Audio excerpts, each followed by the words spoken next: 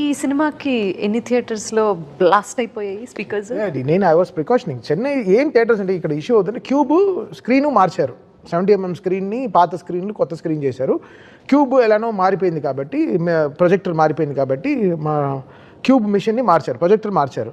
స్పీకర్లు ఎక్కువ మార్చలేదు చాలా థియేటర్లో. Old speakers theatres which are not functioning well, they are running in the old speakers only. ఈ మాటలు విన్నప్పుడు ఏమనిపిస్తుంది మీకు? ఏమనిపిస్తుంది అంటే అది మార్చాలి. They have to change and they have to service at it. ఎందుకు అప్పుడు వాట్ ఇస్ ఇట్ ఇస్ ఇక్కడ ఇట్స్ నాట్ మై మిక్సింగ్. నేను తమన్ మిక్సింగ్ సరిగా చేయట్లేదు, ఇట్స్ నాట్ మీ.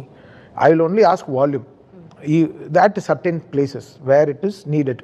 ఇంటర్వెల్లా, హనుమాన్తో ఫైట్ చేసినప్పుడు క్లైమాక్సా, there will be a range of where the volumes has to be proper. ఎఫెక్ట్స్తో పాటు మ్యూజిక్ ఎలా ఉంటుంది, సో అందరం కాల్ తీసుకుంటాం. నేను దాటి డాల్బీ మిక్సింగ్ ఓ ఇంజనీర్ వస్తాడు, డాల్బీ అప్రూవ్డ్ ఇంజనీర్. తను అప్రూవ్ చేస్తేనే బయటికి వెళ్తుంది సౌండ్. నన్ను దాటి after me there is so many people, they have to decide where it is perfect or not to go out.